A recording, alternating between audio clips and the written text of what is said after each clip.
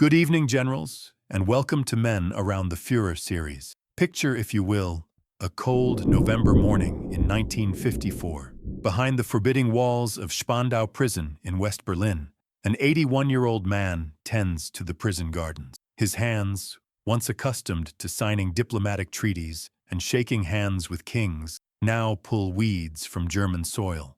Suddenly, he stops. His face contorts in pain. He clutches his chest and sinks to his knees. A guard rushes forward, breaks a capsule under his nose. The old man gasps, recovers, and slowly rises to continue his work. This is prisoner number 3, Baron Konstantin von Neurath, once Hitler's foreign minister, once Reich protector of Bohemia and Moravia, once a man who dined with royalty and shaped the destiny of nations. How did a distinguished diplomat from one of Germany's most respected noble families end up here, convicted of war crimes, working in a prison garden while his eyesight fails from cataracts? That's the story I want to tell you today. It's a story about choices, about compromise, about a man who thought he could ride the tiger without being devoured. Let's go back to the beginning. February 2nd, 1873, in the small manor house of Kleingladbach in Württemberg, a boy was born into privilege and legacy.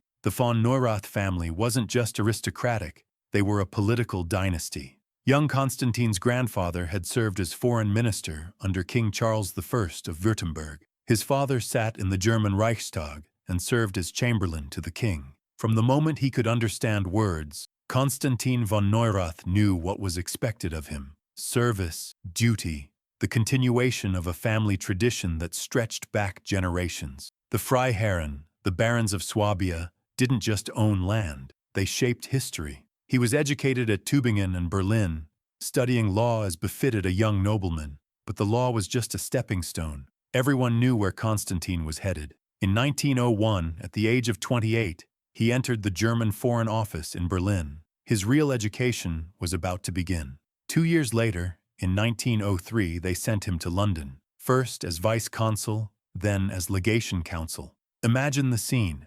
A young German diplomat navigating the corridors of Edwardian England, learning the subtle art of international diplomacy in the capital of the world's greatest empire. He was brilliant at it, fluent in multiple languages, charming, cultured. The British loved him. There's a story about young Neurath that tells you everything about his character. During the visit of the Prince of Wales to Württemberg in 1904, something happened. We don't know exactly what.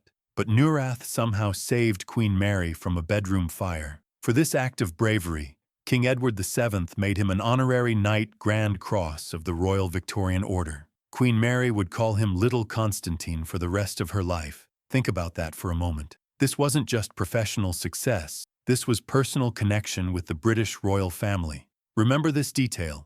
It becomes important later. On May 30th, 1901, before leaving for his diplomatic career, Konstantin married Marie Auguste Moser von Vilseck in Stuttgart. A son arrived in 1902, also named Konstantin, then a daughter, Winifred, in 1904. The perfect aristocratic family to accompany a rising diplomatic star. Then came August 1914. The world exploded. Neurath's carefully cultivated connections with Britain meant nothing now. He joined the German army and served as a captain in the First World War, earning the Iron Cross for his bravery. In 1914, he was assigned to work at the German embassy in Constantinople, where he could continue serving the fatherland through diplomatic channels while the war raged across Europe. When the armistice came in November 1918, the world Neurath had known was gone. The Kaiser was finished. The old monarchies had fallen, and yet, somehow, Neurath survived. Actually, more than survived, he thrived. President Friedrich Ebert approved Neurath's return to diplomacy in 1919. They sent him to Copenhagen as minister to Denmark. From 1921 to 1930, he was ambassador to Rome. Interestingly, despite what you might expect, he wasn't particularly impressed with Mussolini's fascism. Neurath was a conservative, yes, but an old-school conservative. He believed in order, tradition, monarchy, not the bombastic theatrics of fascist blackshirts. In 1930, he returned to where he'd started his career, London. As German ambassador to the court of St. James, He was back among friends. Queen Mary still remembered little Konstantin. He moved easily through British society, the consummate diplomat. But Germany was falling apart. The Depression had devastated the economy. Political violence was tearing the streets. President Hindenburg was desperately trying to hold things together. In June 1932, Hindenburg appointed Franz von Papen as chancellor, and von Papen's cabinet would be known as the Cabinet of Barons. It was a government of aristocratic conservatives, and they needed a foreign minister. Neurath got the call. Now imagine you're Konstantin von Neurath in late 1932. You're 59 years old. You've spent your entire adult life in diplomacy. You've seen empires fall and rise. You're being offered the highest diplomatic position in your country at a moment of existential crisis. You take it, of course. Neurath became foreign minister in June 1932 under Papen. When Papen fell, he stayed on under Kurt von Schleicher in December. And then, and this is where our story takes its darkest turn, when Adolf Hitler became chancellor on January 30, 1933, Neurath stayed on again. Now here's what you have to understand about this moment. Hindenburg and the conservative establishment thought they were being clever. Hitler might have popular support, but they would control him. They would use his energy and his movement, but constrain him with traditional ministers like Neurath. The aristocratic diplomat would be the adult in the room, ensuring Germany's foreign policy remained respectable and rational. Neurath told himself the same thing. He wasn't a Nazi, never had been. He was an independent, a professional. He would be a stabilizing force, a check on Hitler's worst impulses. How do we know this is what he thought? Because in May 1933, the American Chargé d'Affaires in Berlin filed a remarkable report. Listen to these words. Baron von Neurath has shown such a remarkable capacity for submitting to what in normal times could only be considered as affronts and indignities on the part of the Nazis, that it is still quite a possibility that the latter should be content to have him remain as a figurehead for some time yet. A figurehead, that's what the Americans saw. But Neurath kept telling himself he was more than that. He was providing respectability to the regime, yes, but he was also moderating it, preventing worse outcomes. Let's trace what happened next, step by step, watching how Neurath became increasingly entangled in Hitler's plans. October 1933 brought Germany's withdrawal from the League of Nations, with Neurath playing his role in this diplomatic break. You could argue this was justifiable. Germany had legitimate grievances about the Treaty of Versailles. March 1935 saw the reintroduction of universal military service. Again, you could argue Germany was just reclaiming sovereignty. June 1935 brought the Anglo-German Naval Agreement. Neurath negotiated this one himself. He could tell himself he was pursuing legitimate diplomacy, maintaining ties with Britain. Then came March 7, 1936, the remilitarization of the Rhineland. This was a blatant violation of both the Treaty of Versailles and the Locarno treaties. German troops marched into territory that had been demilitarized for Germany's security and Europe's peace. Each step took Germany further from the post-war order, but each step seemed defensible in isolation. Here's the thing about compromising with evil. It never happens all at once. It's a series of small steps, each one seemingly reasonable in the moment. Neurath was like a man wading into the ocean, each wave pulling him a little deeper, until suddenly he realizes he can't touch the bottom anymore. On January 30, 1937, the 4th anniversary of Hitler's rise to power, something significant happened. Hitler decided that all the non-Nazi ministers still in the government should officially join the Nazi Party. They would receive the Golden Party badge, presented personally by the Fuhrer himself. Neurath accepted. Party membership number 3,805,229. Later, he would claim this was forced on him, that he never wanted it. But he accepted, and he stayed in his position. And he kept lending his aristocratic respectability to Hitler's government. In September 1937, they gave him an honorary rank in the SS Gruppenführer, equivalent to a major general. Again, he would later claim this was unwanted, but again, he accepted. November 5, 1937. This is the date when Neurath should have walked away, had to have known what he was dealing with. Hitler called a secret conference of Germany's top military and foreign policy leadership. Neurath was there, So was War Minister Werner von Blomberg, Commander-in-Chief Werner von Fritsch, and the chiefs of the Army, Navy, and Air Force. Hitler's adjutant, Colonel Friedrich Hossbach, took notes. These notes would later become known as the Hossbach Memorandum. In this meeting, Hitler laid out his vision with chilling clarity. Germany needed Lebensraum, living space. This would require war, actually multiple wars, a series of localized conflicts in Central and Eastern Europe. Austria first, then Czechoslovakia. The time to act was now, before France and Britain finished rearming. Neurath objected. Not on moral grounds, understand this clearly, but on tactical ones. He argued that Britain and France would intervene, that Germany wasn't ready for a general war, that Hitler was moving too fast.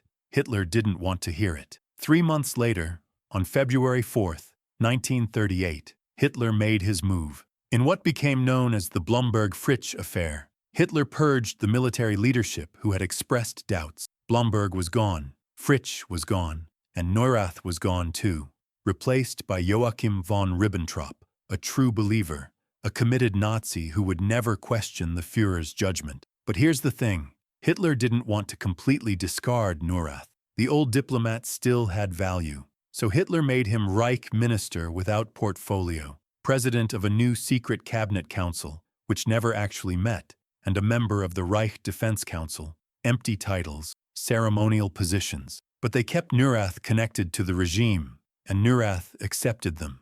March 15, 1939, German forces occupied what remained of Czechoslovakia. The Rump state left after the Munich Agreement had carved away the Sudetenland. The next day, Hitler proclaimed the creation of the Protectorate of Bohemia and Moravia. And who did Hitler appoint as Reichsprotector on March 18th? Konstantin von Neurath. Why Neurath?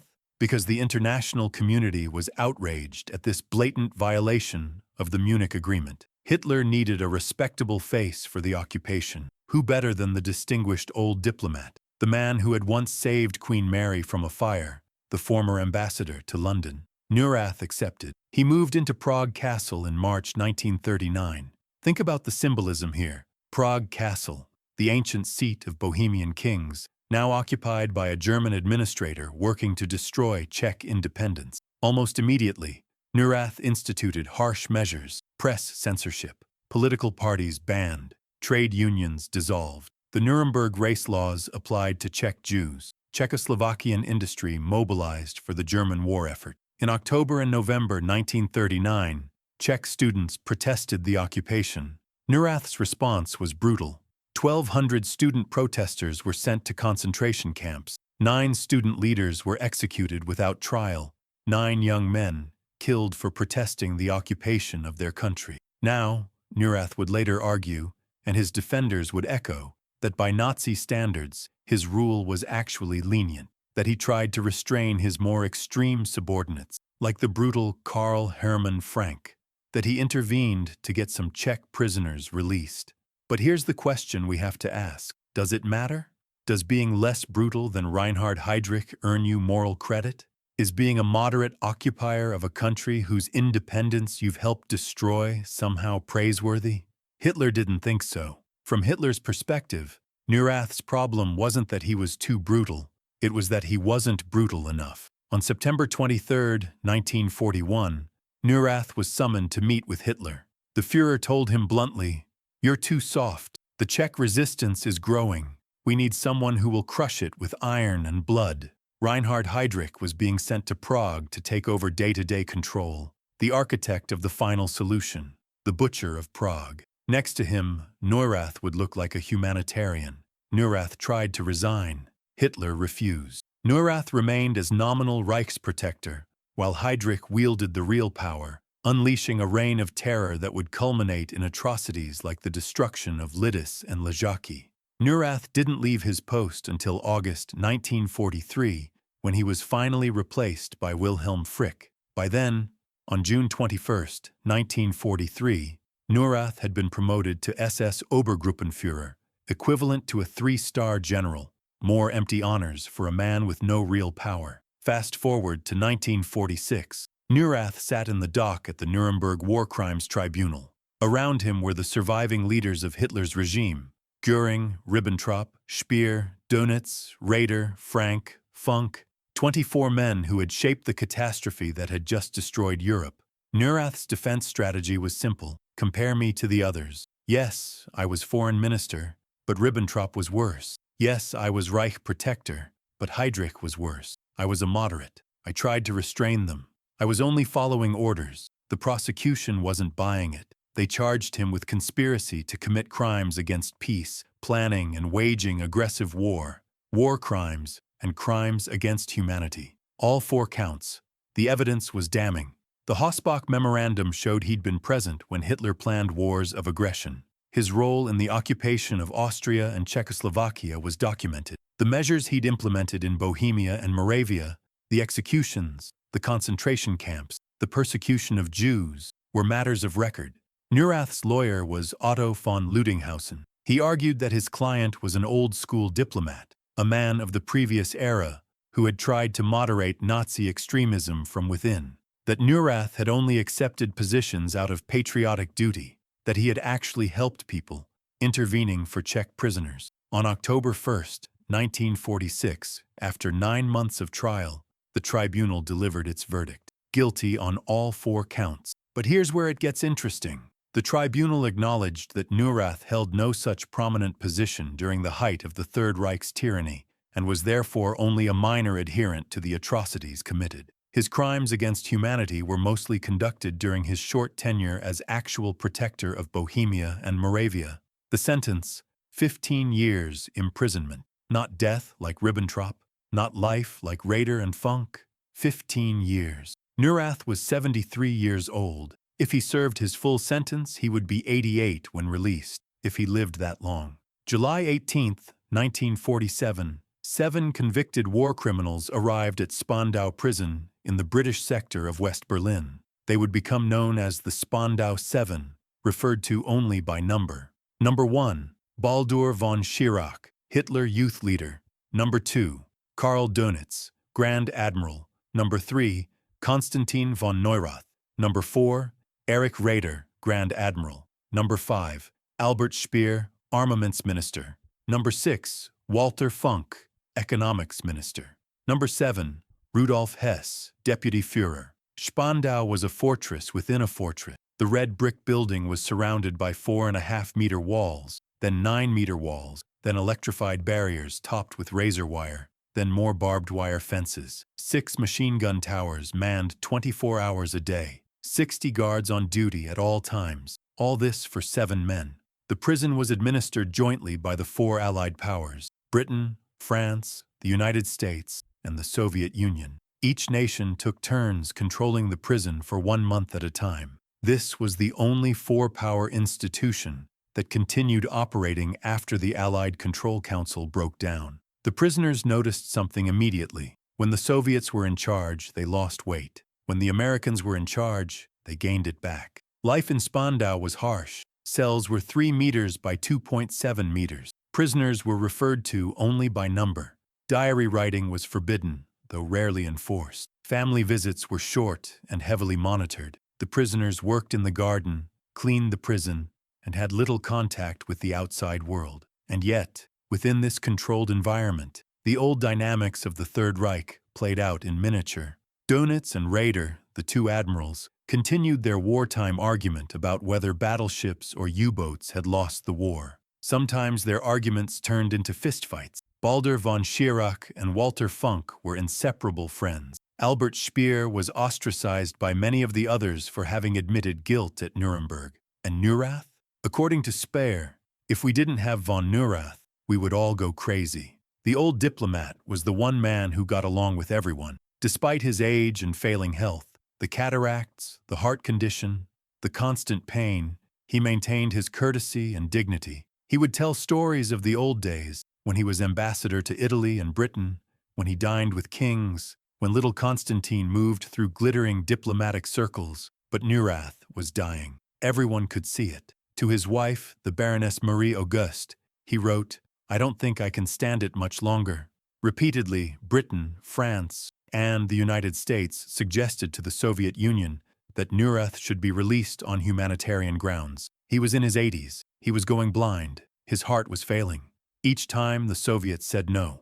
Even Winston Churchill spoke up in the House of Commons. Von Neurath has my sympathy. But the Soviets were unmoved. This was the Cold War, and Spandau had become a symbol. The Soviets weren't about to appear soft on Nazi war criminals, especially not to curry favor with the West Germans. Neurath worked in the gardens. Sometimes his angina would strike and he would collapse, guards rushing to revive him with medication. Then he would get up and continue working. Albert Speer watched all this, and later wrote about Neurath with something approaching respect. Here was a man who maintained his dignity even in this degradation, who never complained, who served as a calming presence among the fractious, bitter men locked in Spandau. Then, in late 1954, something unexpected happened. Soviet High Commissioner Georgy Pushkin suddenly proposed Neurath's premature release. No one saw it coming. The Soviets had been the main obstacle to any releases. Why now?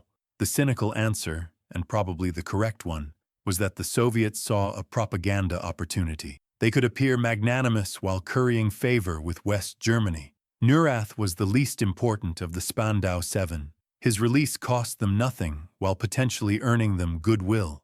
On November 6, 1954, after serving 8 years and 1 month of his 15-year sentence, prisoner number 3 was released. Konstantin von Neurath, 81 years old, nearly blind, heart failing, walked out of Spandau Prison and returned to his family's estates in Ensweihingen. He had less than 2 years left. The Germany he returned to was unrecognizable from the one he'd known, divided between East and West, occupied by foreign powers, denazified and democratized. The aristocratic world he'd been born into was utterly gone. Neurath lived quietly on his estates. He gave no interviews, made no public statements, wrote no memoirs. Whatever thoughts he had about his choices, his compromises, his service to Hitler's regime, he kept them to himself. On August 14, 1956, Konstantin von Neurath died of a heart attack. He was 83 years old. So what do we make of Konstantin von Neurath? He wasn't Himmler. He wasn't Goebbels. He didn't plan the Holocaust. He didn't advocate for wars of extermination. In many ways, he was exactly what he claimed to be, an old-fashioned conservative diplomat who found himself caught up in something monstrous. But here's the thing. He kept making choices. At every step, he could have resigned.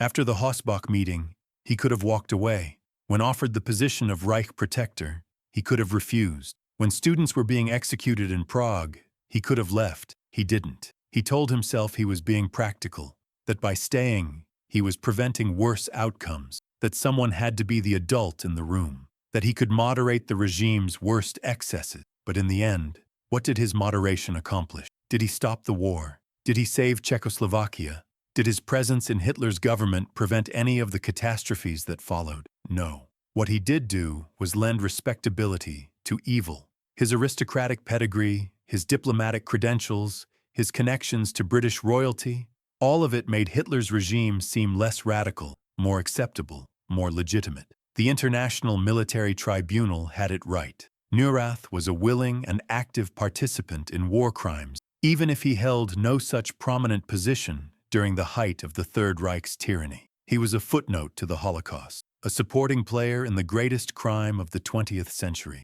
Not the architect, but a collaborator. Not the driver, but a passenger who never got off the train even as it headed toward the abyss. In Spandau Prison, Albert Speer said the other prisoners would have gone crazy without Neurath. Maybe that's his epitaph. The man who made the intolerable tolerable. The diplomat who smoothed over the rough edges of evil and helped it go down easier. History will remember the men who committed the great crimes. It should also remember the men like Neurath, the respectable collaborators, the moderate facilitators, the professional enablers who told themselves they were doing the best they could under impossible circumstances. Because here's the final uncomfortable truth. There are always more Neuraths than there are Hitler. For every dictator, there are dozens of respectable men who calculate that cooperation is more pragmatic than resistance, who tell themselves they're being realistic, who believe they can ride the tiger without being devoured. Konstantin von Neurath was devoured, not physically perhaps, but morally, absolutely. He lived long enough to see his world destroyed, his reputation ruined, his name associated forever with crimes he told himself he'd tried to prevent. When he died in 1956, the world barely noticed. The great diplomat, the aristocratic baron, the man who once saved a queen from fire, he slipped away almost unremembered. And maybe that's the cruelest irony of all. He compromised everything, his principles, his integrity, his moral standing, in service to a regime he probably despised. And in the end, he became exactly what the American diplomat saw in 1933, a figurehead, a useful idiot, a supporting player in someone else's nightmare. That's the story of Konstantin von Neurath, a cautionary tale about the dangers of compromise with evil, about the slow corruption of good men who tell themselves they're being practical, about the price of collaboration, even when dressed up as pragmatism. Remember his name, not because he was important, but because he was typical, because history is shaped not just by monsters, but by the respectable men who decide to work with monsters in the name of stability, order, and tradition. And because the question Neurath faced, the question of whether to collaborate or resist, is one that echoes through history and may yet confront us again. Thanks for watching.